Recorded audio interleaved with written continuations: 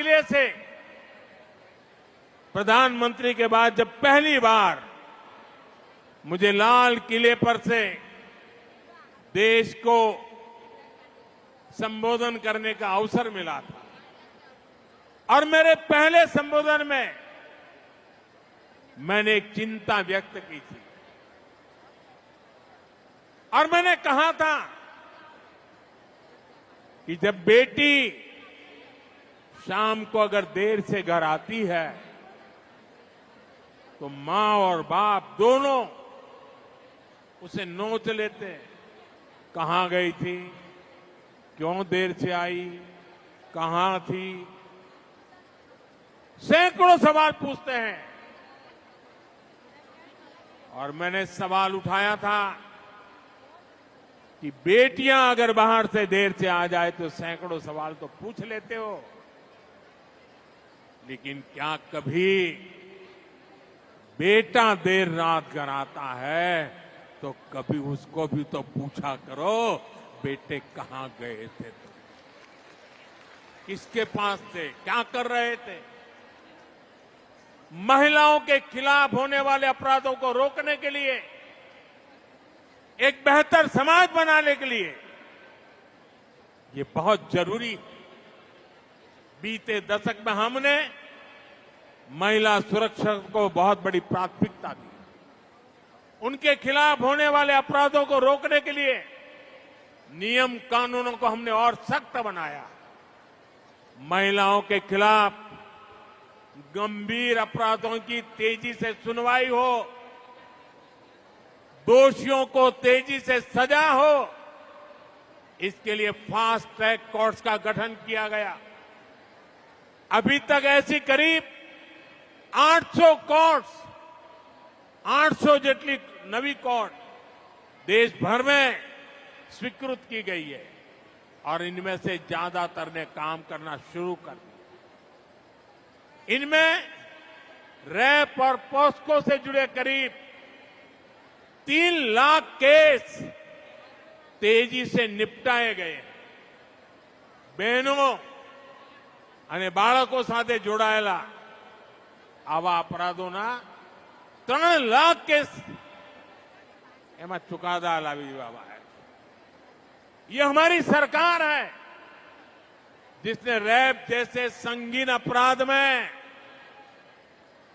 बलात्कार करे ने અમે આવીને કાયદો બદલ્યો અને આવા પાપીને फांसीना माछड़े ज लटकावानो हो। फांसी की सजा, ये हमने कानून बदला। हमारी सरकार ने 24/7 24 कलाक 365 दिवस विमेन हेल्पलाइन को मजबूत किया। महिलाओं के लिए वन स्टॉप सेंटर शुरू किए। देश भर में ऐसे 800 के करीब सेंटर चालू हो चुके। इनसे भी 10 लाख से अधिक महिलाओं को मदद मिली। साथियों, अब जो भारतीय न्याय संहिता देश में लागू हुई है, अंग्रेजों के काले कानून को हमने हटाया। देश की आजादी के 75 साल के बाद ये पुण्य कार्य करने का सौभाग्य आप सबने मुझे दिया। और क्या बदलाव किया? उसमें महिला सुरक्षा से जुड़े प्रावधानों को और ज्यादा सशक्त किया गया है। भारतीय न्याय संहिता में महिलाओं और बच्चों के खिलाफ अपराधों पर एक अलग अध्याय जोड़ा गया है।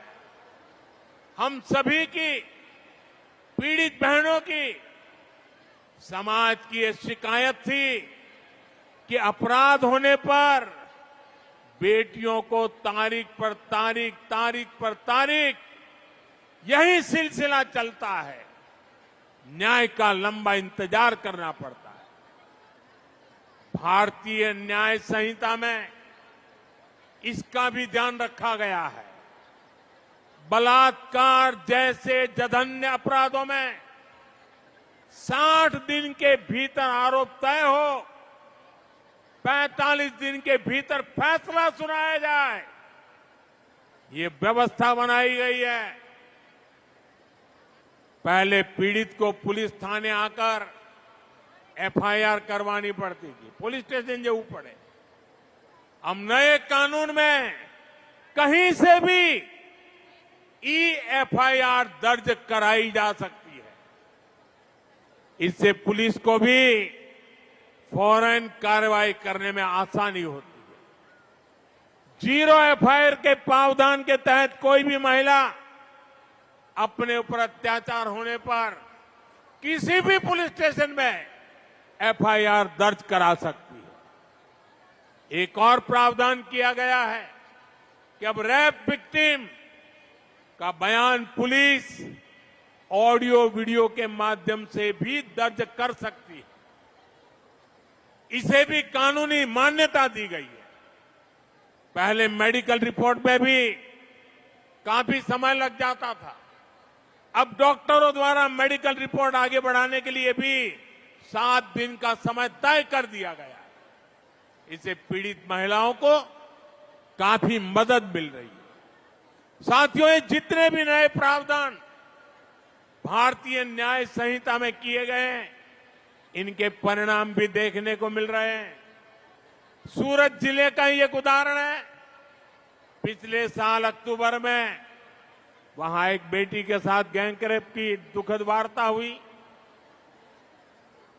वारदात गंभीर थी। भारतीय न्याय संहिता के बाद इस केस में सिर्फ 15 दिन के भीतर आरोप तय हुए और कुछ सप्ताह पहले दोषियों को उम्र कैद की सजा भी हो गई। 15 દિવસ में પોલીસે કામ પૂરું કર્યું, ન્યાયની પ્રક્રિયા ચાલી અને ટૂંકા ગાળામાં જન્મટીપની સજાએ થઈ ગઈ। भारतीय न्याय संहिता लागू होने के बाद देश भर में महिलाओं के खिलाफ अपराधों की सुनवाई में बहुत तेजी से आई है। यूपी के अलीगढ़ में एक अदालत ने नाबालिग से रेप के मामले में 20 साल की जेल की सजा सुनाई है। ये यूपी में भारतीय न्याय संहिता के तहत पहली सजा है जिसमें आरोप पत्र दाखिल होने के 30 दिन के भीतर सजा सुनाई गई। कोलकाता की एक अदालत ने 7 महीने की बच्ची से रेप के मामले में दोषी को फांसी की सजा सुनाई है। ये सजा अपराध के 80 दिनों के भीतर सुनाई गई। देश के अलग अलग राज्यों के उदाहरण ये साफ दिखाते हैं कि भारतीय न्याय संहिता ने, हमारी सरकार ने जो अन्य फैसले लिए हैं, उन्होंने कैसे नारी की सुरक्षा को बढ़ाया है और नारी को जल्द न्याय भी सुनिश्चित किया है। माताओं बहनों, सरकार के मुखिया के रूप में, आपके सेवक के रूप में आप सबको ये विश्वास दिलाता हूं